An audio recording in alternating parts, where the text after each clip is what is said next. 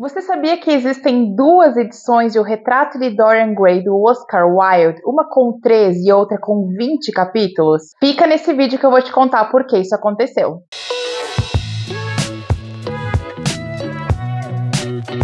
Oi pessoal, tudo bom? Sejam bem-vindos ao canal, eu sou a Cat, estou muito feliz de estar em mais um vídeo aqui com vocês. E no vídeo de hoje eu quero falar sobre um clássico que eu gosto muito, reli recentemente e resolvi gravar uma resenha só para ele, que é O Retrato de Dorian Gray do Oscar Wilde. Mas antes de eu falar do livro em si, eu acho que é muito interessante que a gente saiba um pouquinho mais sobre essa questão que eu comentei lá no início, de que existem duas versões de O Retrato de Dorian Gray no mercado atualmente, e pode ser que você tenha lido a de 13 ou a de 20 capítulos, e existe uma razão para as duas existirem. Tudo começa em março de 1890. Foi nesse ano que o Oscar Wilde enviou o manuscrito datilografado do seu romance para o editor da Lippincott Magazine, que tinha sede lá na Filadélfia. Esse homem se chamava Joseph Stoddard e ele é quem recebe o manuscrito, faz a leitura e a partir daí ele vai editar esse manuscrito. E por que isso acontece? Primeiro que como editor da revista, o Stoddard tinha total liberdade para fazer adições ou extrações dos manuscritos que ele recebia. Naquela época não tinha muito essa necessidade de você ter aprovação ou não do escritor para fazer isso. E ele usa essa liberdade para fazer algumas adições ou modificações do manuscrito do Oscar Wilde.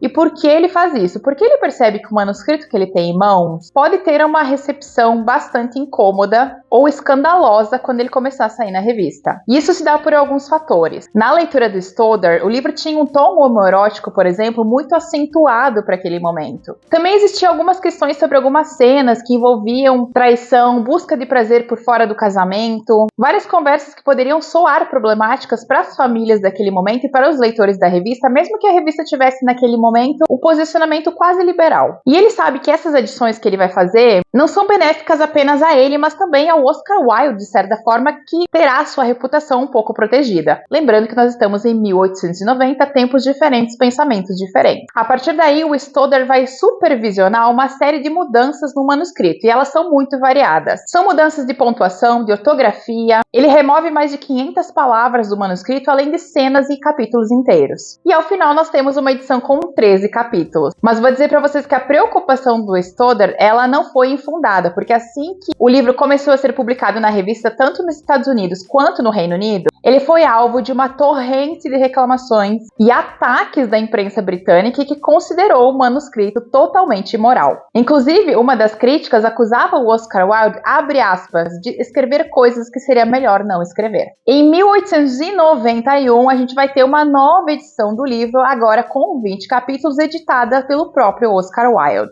Essa edição de 20 capítulos sai no Reino Unido pela Ward Lock Company e ela tem a adição de um prefácio e de mais 5 capítulos. O Oscar Wilde também mexe no texto, adiciona alguns parágrafos e essa é a segunda edição do livro que entra no mercado. As duas edições, elas são consideradas completas dentro de si. Cada uma das edições contém méritos distintos, por isso é muito interessante que quando você vai fazer a compra do seu exemplar, você observe qual das duas é. É interessante também que você adquira uma edição que tenha notas de rodapé ou textos de apoio que te deem um pouco sobre essa explicação e também sobre o contexto das edições. Eu acho que isso seria super interessante e seria um ganho para o leitor. Lembrando que o manuscrito do Oscar Wilde, infelizmente, foi usado em 1895 no julgamento dele. O Oscar Wilde foi alvo de um processo judicial, onde ele foi acusado de indecência grosseira, que tinha a ver ali com a questão dele ser homossexual. E o livro, O Retrato de Dorian Gray, é usado pelo advogado de acusação como uma prova de que o Wilde era uma pessoa imoral, escrevia imoralidades e, portanto, deveria ser punido. Infelizmente, o Oscar Wilde foi punido, ele foi acusado e realmente ele foi condenado a 2 anos de prisão com trabalhos forçados. E mesmo após a sua soltura da prisão, ele acabou caindo em ostracismo e morreu em total solidão. E agora que você já tem todo esse contexto, eu acho que isso acrescenta muito na nossa leitura, bora falar um pouquinho sobre o livro em si.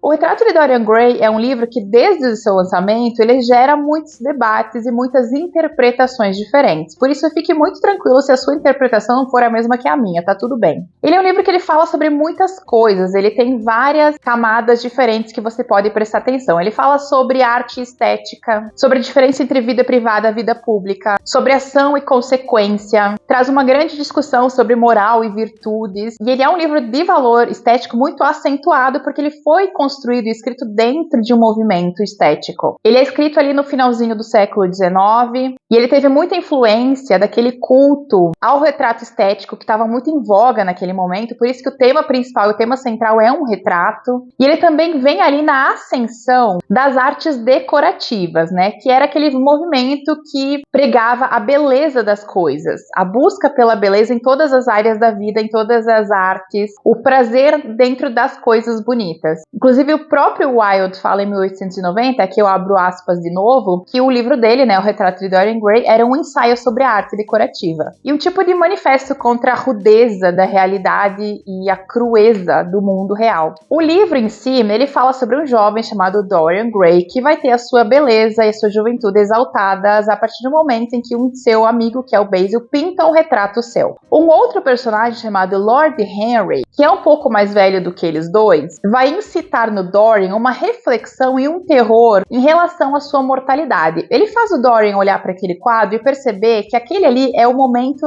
que ele vai estar para sempre eternizado com a sua beleza, mas que na vida real ele vai fenecer, ele vai perecer e vai perder aquele vício, aquela beleza, aquela juventude. O Dorian Gray, né, para usar uma palavra muito atual, ele entra em parafuso, porque ele é colocado frente a frente com a decadência da sua aparência física e como isso um dia vai simplesmente desaparecer. E em uma reviravolta quase faustiana, ele acaba estabelecendo um pacto em voz alta, onde ele diz que seria incrível se ele pudesse fazer uma troca com esse quadro. O quadro envelhecer e ele fica jovem, e para nossa surpresa é isso que vai acontecer. A partir do momento em que ele percebe o que aconteceu, ele percebe que o quadro realmente se tornou um receptor da sua feiura, da sua velhice, o Dorian muda de vida completamente e começa inclusive a mudar de personalidade, porque ele percebe que ele tem uma juventude eterna e que ele pode aproveitar isso ao máximo. Ele inclusive esconde o quadro de todo mundo, coloca ele em uma sala fechada porque ele não quer que ninguém tenha acesso e descubra sobre esse pacto quase demoníaco que ele fez com a pintura.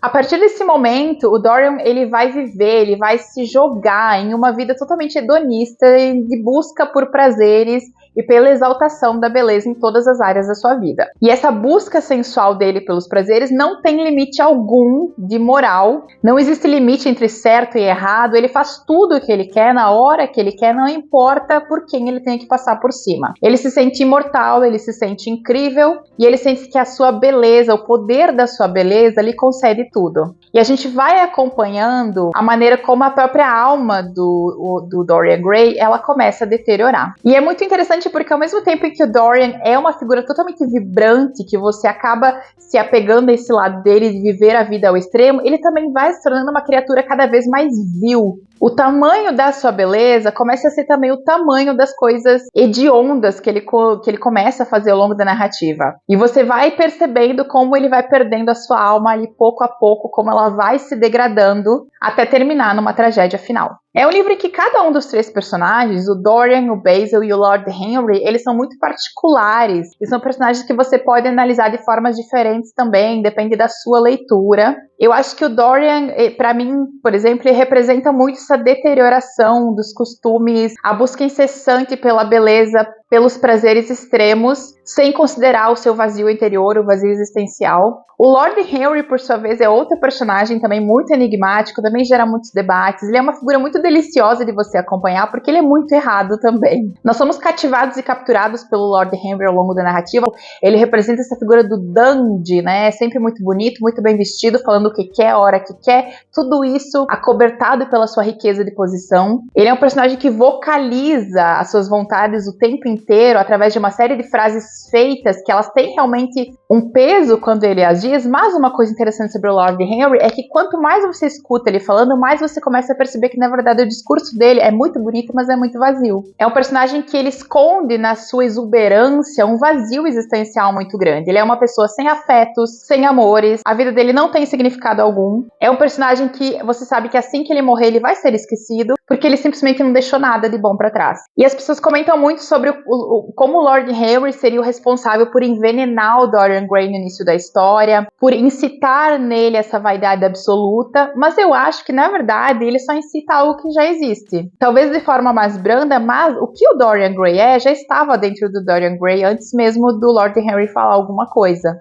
O Lord Henry, na minha opinião, ele só verbaliza, ele coloca pra fora muito da essência que o Dorian já tinha dentro dele. Ele desperta, na verdade, uma vaidade que já existia. O Basil, por outro lado, ele é um personagem que em alguns momentos ele quase fica meio escondido, né, perante essas duas personalidades tão exuberantes, né, a do Dorian e a do Lord Henry, uma de cada lado. O Basil é uma figura, às vezes, um pouquinho cinzenta em alguns momentos, mas ela também é muito interessante de você observar, e a principal questão em relação a ele é esse amor absoluto que ele sente pelo Dorian Gray. O Dorian é a sua musa, o Dorian é a razão da sua arte, ele tem uma adoração gigantesca pelo Dorian, que obviamente não é retribuída na mesma medida, da mesma forma, e isso torna a existência dele também bastante solitária em muitos momentos, e ele é um personagem que tem um final muito triste, muito trágico. Inclusive, é a epítome do terror dentro do livro, é o que acontece com o Basil, então é muito importante, e é talvez um dos pontos que delimita muito o que vai acontecer com o Dorian, é o destino do Basil, e é muito interessante de acompanhar como isso vai acontecendo. E é um livro que, assim, quanto mais você lê, se você lê 1, 2, 3, 4 vezes, você vai ver coisas diferentes e vai talvez pensar os personagens de formas diferentes. É um livro incrível, é um clássico realmente atemporal, é um livro sedutor, é um livro reflexivo, é um livro que você vai ler e vai entender algumas coisas e quando você relê você já vai entender outras.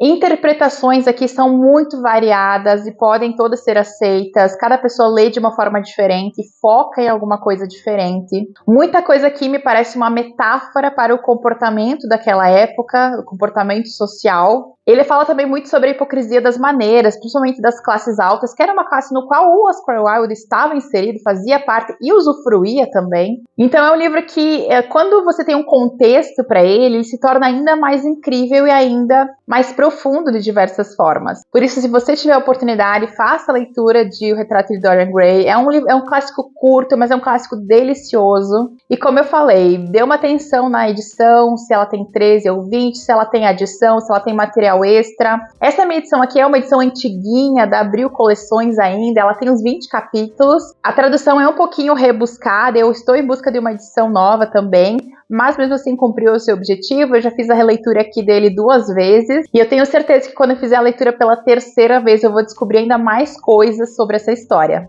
E aí me conta, você já leu O Retrato de Dorian Gray? O que você achou de tudo isso? Qual das edições você leu e o que você sentiu quando estava lendo? Eu vou deixar link de algumas edições que eu acho que podem ser interessantes para vocês aqui embaixo no box de descrição. Espero que vocês tenham gostado dessa análise e não deixa de se inscrever aqui no canal se você ainda não é inscrito. Eu vou adorar ter você por aqui. Beijão e a gente se vê no próximo vídeo.